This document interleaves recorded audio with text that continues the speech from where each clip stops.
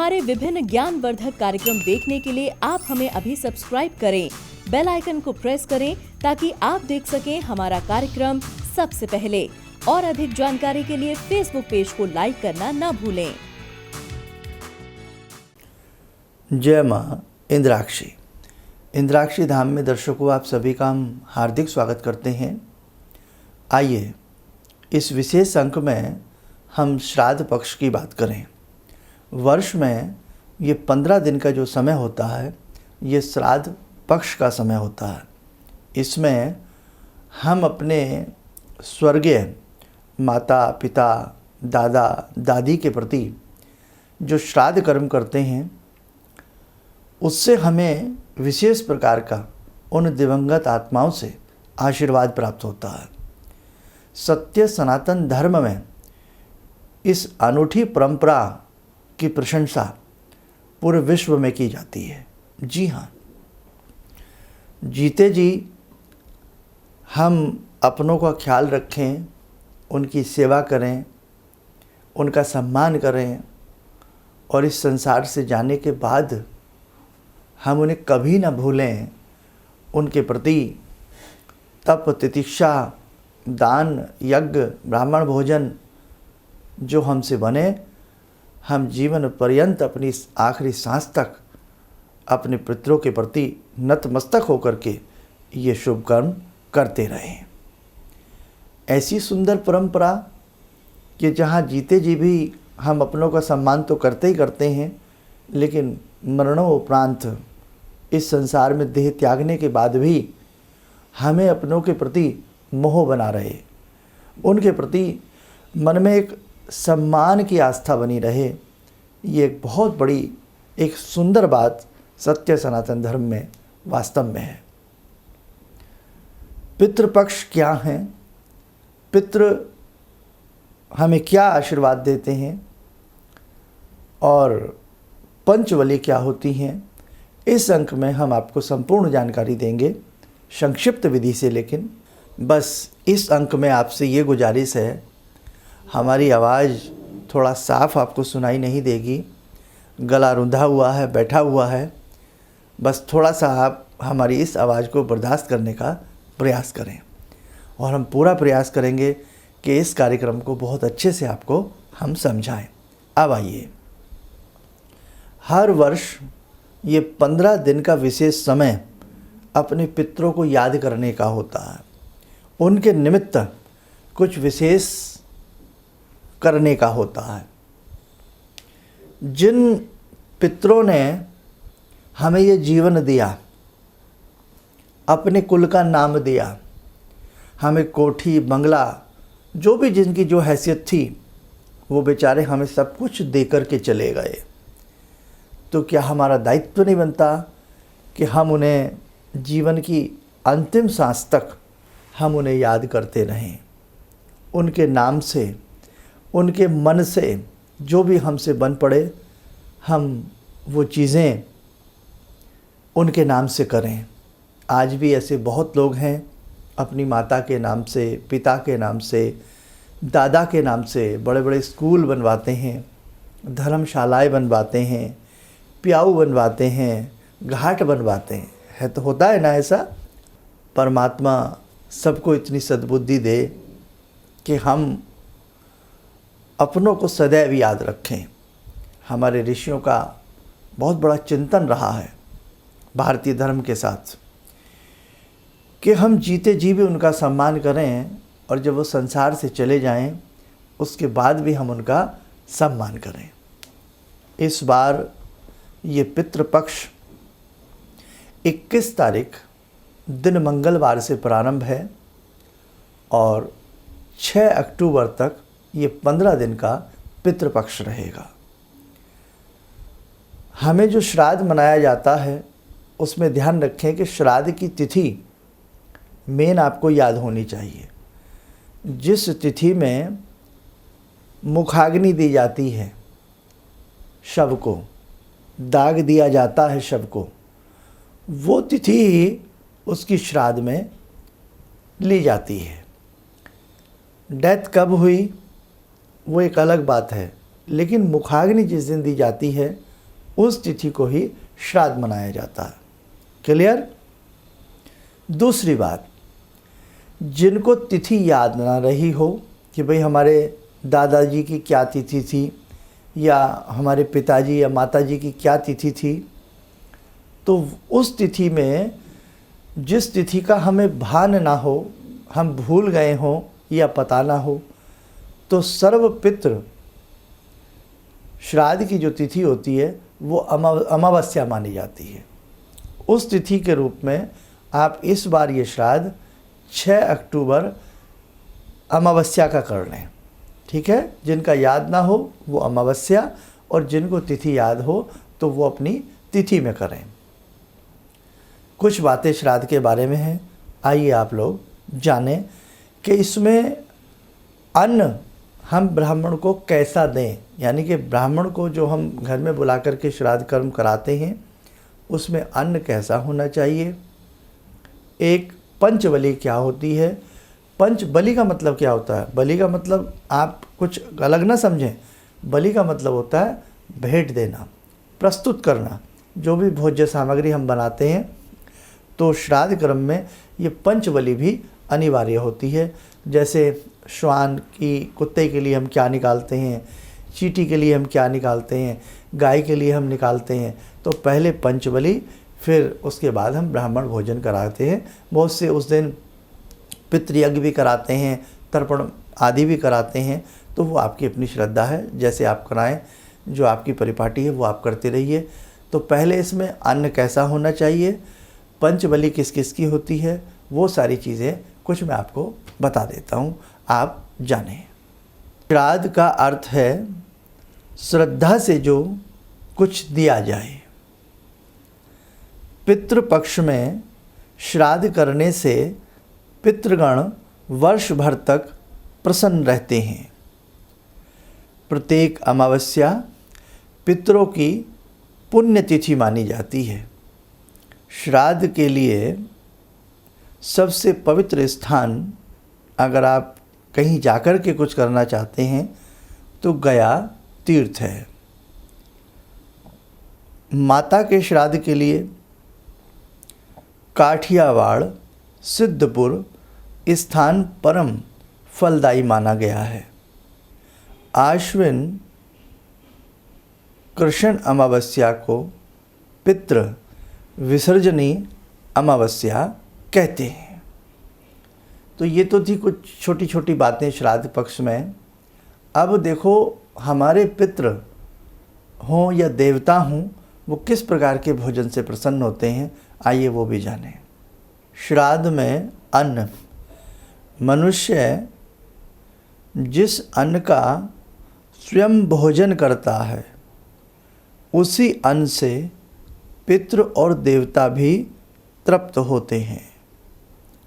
पकाया हुआ अथवा बिना पकाया हुआ अन्न प्रदान करके पुत्र अपने पितरों को तृप्त करें।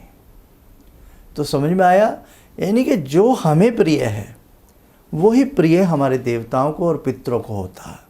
ऐसा नहीं है कि हम अच्छा खाएं और, समझ गए ना हमारी भावना क्या है, तो वही पितरों के और देवताओं के लिए कहा गया है। 5 बलि कौन कौन सी होती हैं? सबसे पहले अपनी रसोई अच्छे से अमावस्या के दिन साफ शुद्ध कर करके जो भी आपको अन्न बनाना है, जैसे हमने बताया है, बिना प्याज और बिना लहसुन का बनाएं, सात्विक आहार बनाएं और अच्छे से सब बना करके 5 बलि तैयार करें। आइए मैं आपको बता देता हूँ। पंचबलि विधि। सबसे पहले गौबलि, गाय के लिए एक पत्ते पर जो भी आपने उस दिन रसोई बनाई है थोड़ा थोड़ा सभी भोज्य पदार्थ रखें पत्ते पर। नंबर 2, स्वान बलि, ये भी पत्ते पर रखें। स्वान बलि किसको कहते हैं? स्वान किसको कहते हैं? कुत्ते को। पत्ते पर थोड़ा थोड़ा उसी तरह से रखें। नंबर 3, काक बलि, कौवे के लिए पृथ्वी पर बलि दी जाती है। पृथ्वी पर वो सारा सामान रखा जाता है, पहले भले एक प्लेट में कहीं रख लें। नंबर 4, देवादि बलि, ये भी देवताओं आदि के लिए जो होती है वो पत्ते पर ही रखी जाती है। और नंबर 5, पीपीलिका आदि बलि, चींटी के लिए, पीपीलिका चींटी को कहते हैं, बलि पत्ते पर ही रखें। पत्ते पर ही मतलब उसको रख लें, एक थाली में ये सारा सामान रख सकते हैं, पत्ते पर, और वैसे वैसे रख के जल घुमा दें, नमस्कार कर लें।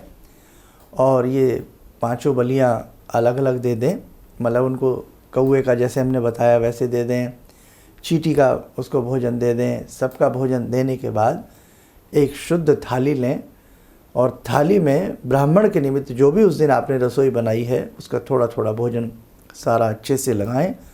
ब्राह्मण से संकल्प आदि करा करके उनके पैर वगैरह पहले चरण वरण अच्छे से धुला लें, नमस्कार करें। अब देखो शास्त्रों में ब्राह्मण की बात आई है तो यहाँ फिर ब्राह्मण की ही बात करनी पड़ेगी। इसलिए शास्त्रों में चाहे श्राद्ध कर्म हो, कोई अनुष्ठान आपको कराना हो, पूजन का कर्म हो, वो ब्राह्मण ही माननीय है, अदरवाइज़ आपकी अपनी इच्छा है। ब्राह्मण के चरण वगैरह धुलाएं और फिर अच्छे से जो भी आपको अपना पूजन वूजन जैसे वो करना चाहते हैं, अगर आपने यज्ञ कराना है या पितृ यज्ञ कराना है या तर्पण आदि कराना है, वो पंडित जी से अच्छे से करा लें। उसके बाद ये पंचबलि दे दें और पंचबलि देने के बाद फिर ब्राह्मण को एक थाली में अच्छे से भोजन लगा करके वो संकल्प आदि करके उनको भोजन कराएं। तो ये एक तरीका है बिल्कुल साधारण तरीके से। और उसके बाद जो भी आपको दक्षिणा, जो भी आपको अपना मन है, स्वेच्छा है, वो उनको देवें। और जिन अपने पितरों की तिथि आपको याद ना हो तो उसके लिए 6 अक्टूबर ध्यान रखना, 6 अक्टूबर की जो है सर्व पितृ अमावस्या है, सर्व पितृ श्राद्ध भी माना जाता है। उन सब के निमित्त आप कर सकते हैं।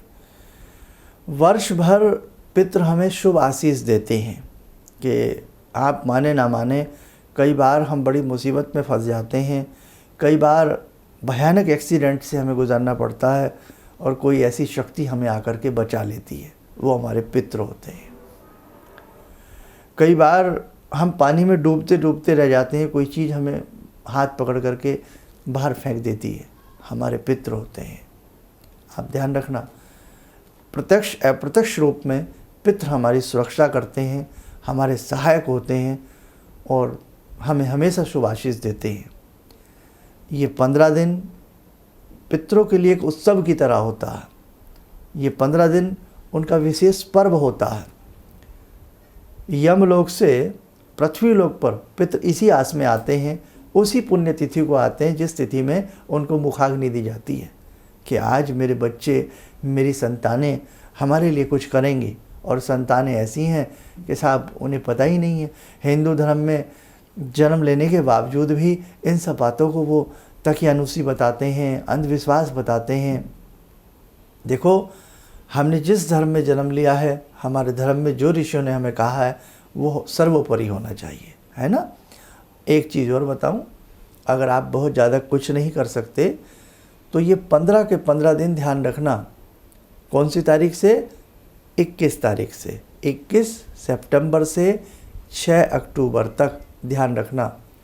1 लोटा, उस लोटे में जल, थोड़ा सा गंगा जल मिला सको बहुत अच्छी बात है, काले तिल और मिष्ठान मीठा मिला लें, शक्कर आदि या गुड़। और दक्षिण दिशा में ओम पितृदेवताभ्यो नमः, ओम पितृदेवताभ्यो नमः 5 बार या 3 बार बोल करके पितरों को प्रतिदिन जल अर्पण करें। पितृ इस जलांजलि से बहुत ही प्रसन्न होकर के हमें शुभ आशीष देते हैं और जो भी हमसे भूल चूक हो जाती है उसके लिए वो हमें माफ़ कर देते हैं। है ही, माता पिता सबके ऐसे ही होते हैं, दादा दादी सब बहुत स्नेह हमसे करते हैं।